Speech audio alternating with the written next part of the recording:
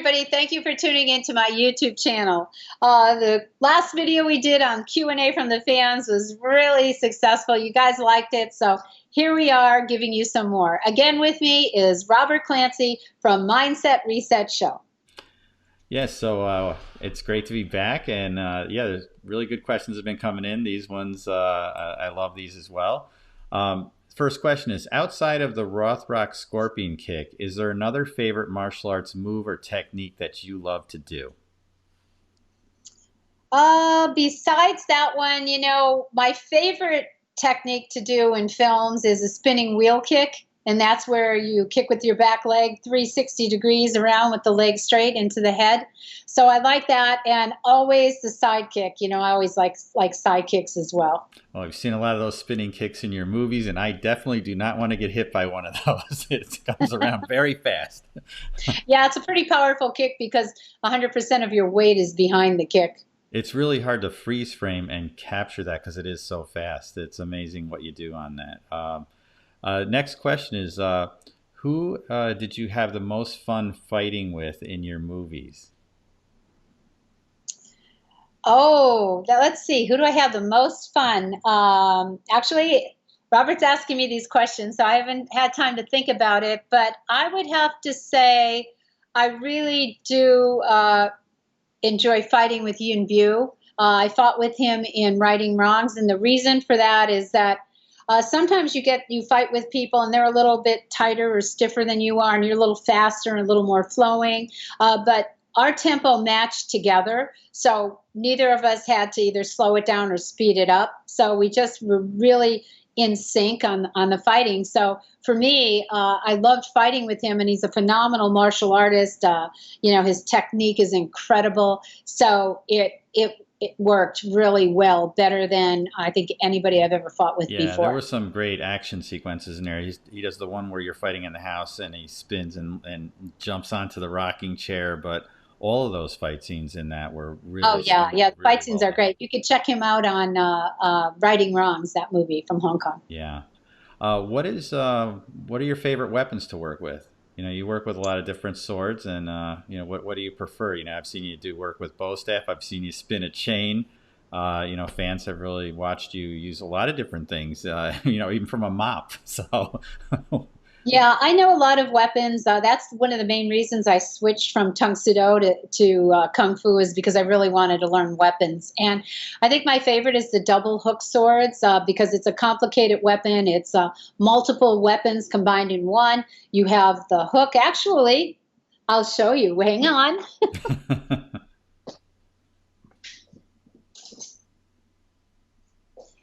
And this wasn't planned. I just happened to have them oh, you hung up. just happen to have weapons floating I around did. your house. Look at Really that. did. I did. I hang them up here because this is my favorite weapon. I used to compete with them. It's called a hook sword. This part here is used for hooking into the neck, or you could use it as like a poke. Right here, you could use this as a crescent for blocking or coming in, striking into someone's neck. You could use it as the points as a stab.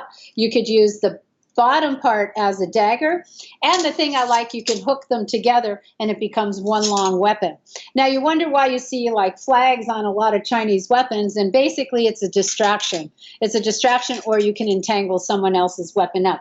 But I remember once when I was competing, these points are very super sharp, and I was walking with my two hook swords like hanging down, and it just like lightly grazed my leg and cut my leg open. I had white silk pants on. All of a sudden, I looked down, it was all red.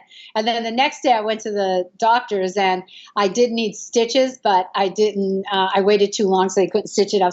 So I have a nice little scar on my leg from the hook swords, not from performing with them, but just walking with them. So I like the danger aspect of doing the hook swords. So that, just so you know, if you ever stop by the Cynthia Rothrock house, there's going to be weapons pretty much in every room there.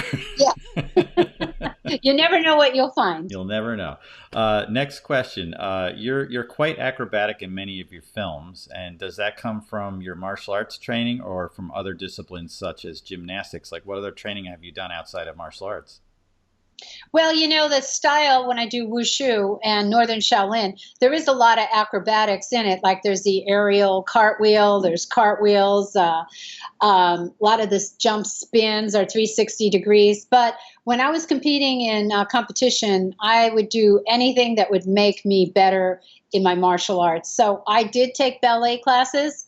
For more flexibility. I found it hard though, because in martial arts, we turn our hip down. In ballet, the hip is always turned out, but it was good for flexibility. I did do gymnastics because I wanted to learn how to do an aerial, because they have the apparatus to help you, get over and get the confidence and do backflips without hands. So a little of gymnastics has helped me out, but the majority of it, acrobatics, is basically just coming from traditional Chinese kung fu.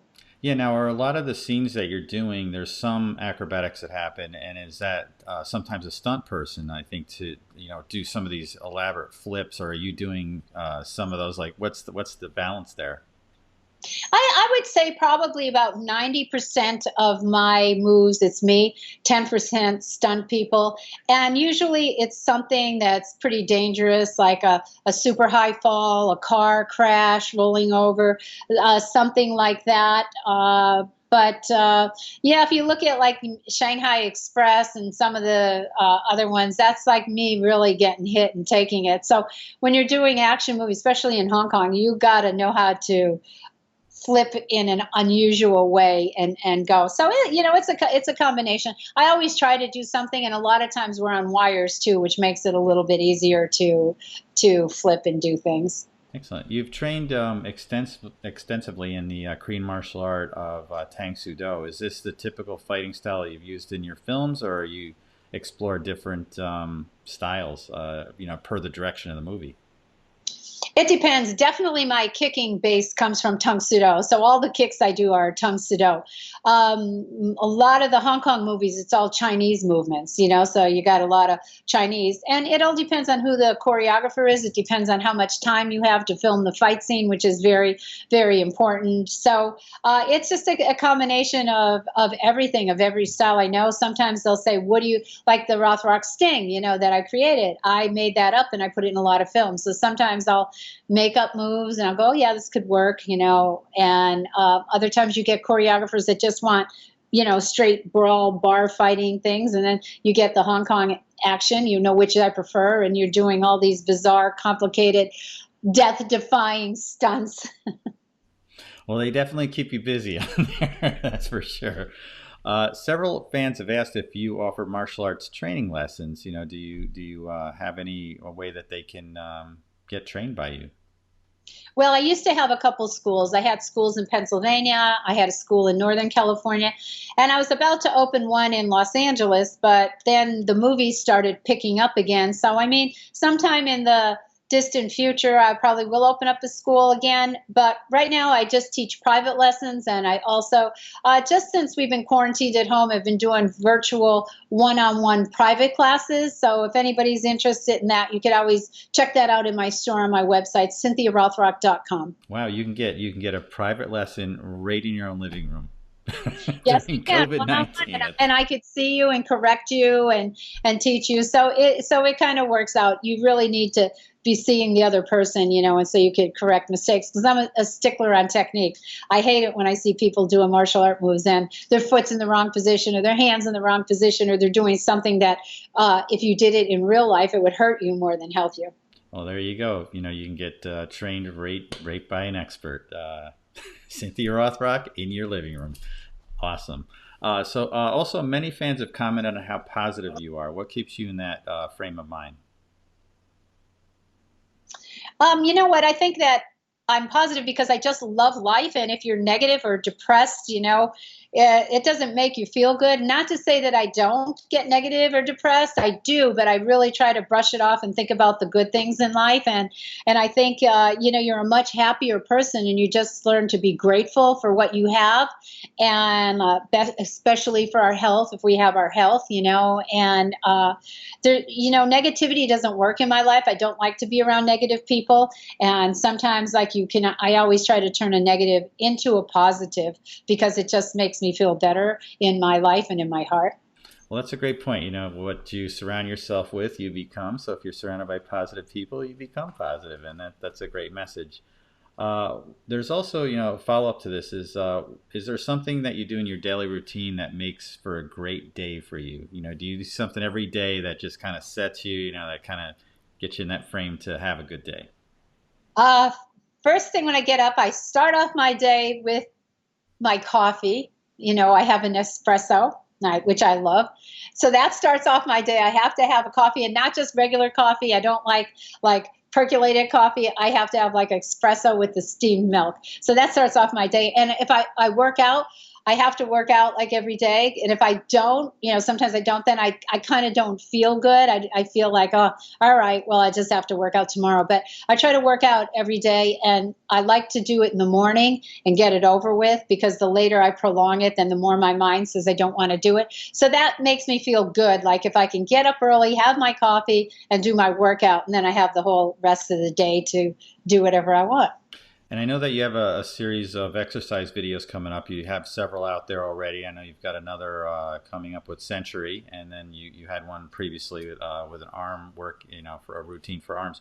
Is there an exercise that someone can easily do at home during COVID-19 that gets the best results? Like, what would you say if you could only do one exercise, and you said, if you're going to do anything, do this?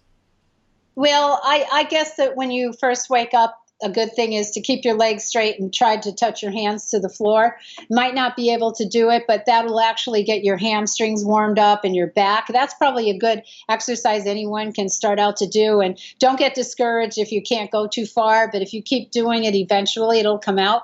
And plus, I always think, our blood is always going down this way. If you invert yourself, it feels like it goes the other way, and it's a good balance for your body. But I do have some workout videos on my YouTube channel. The one I did for Century is on there, has a really good arm workout, and I will be coming out. A lot of people said we'd like to see more videos working out, so I am also working on those as well. So yeah, it's good. I think the stretching exercises and the conditioning are good for anybody to do. The martial arts stuff, like I said before, I mentioned in the classes, you could be doing something wrong. If you're doing it virtual, you really do need someone to look at you and correct it. Otherwise, you might be practicing something completely wrong.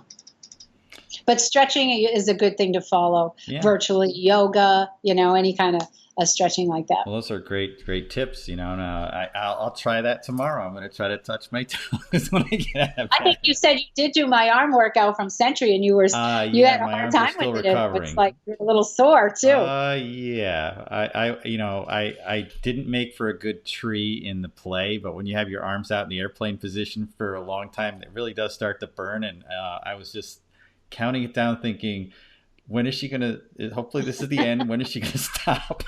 And I kept that very easy, too. I could have went on for another 10, 15 minutes. I was thankful you didn't. So in that, because we're laughing, who has the best sense of humor on set that you've starred with? Like, who would you say out of everybody just like pops in your head that person, that you work with was so funny off camera? I would have to say Richard Norton comes to my head, because he's like a prankster and a jokester. And, for me, I love it. Like if someone pulls a prank or a joke on me, but guaranteed you'll get one back, and I'll try to up it. So be careful what you do to you, right? Because you have payback. That's right. Well, this has been wonderful. Thank you again for, your candor in bringing these out and answering these questions for everybody. I know there's a lot that keep coming in, and we'll keep doing these. Well, thank you, Robert, and thank you, everybody, for tuning into my YouTube channel. Thank you for subscribing, and have your friends also.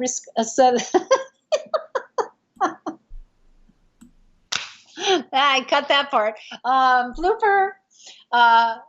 Thank you for subscribing to my YouTube channel, and have a great day, and we will see you soon, and see you on the next one. Hi, this is Cynthia Rothrock. Thank you for watching my YouTube channel. And if you like the videos, please put a like on it and refer it to your friends.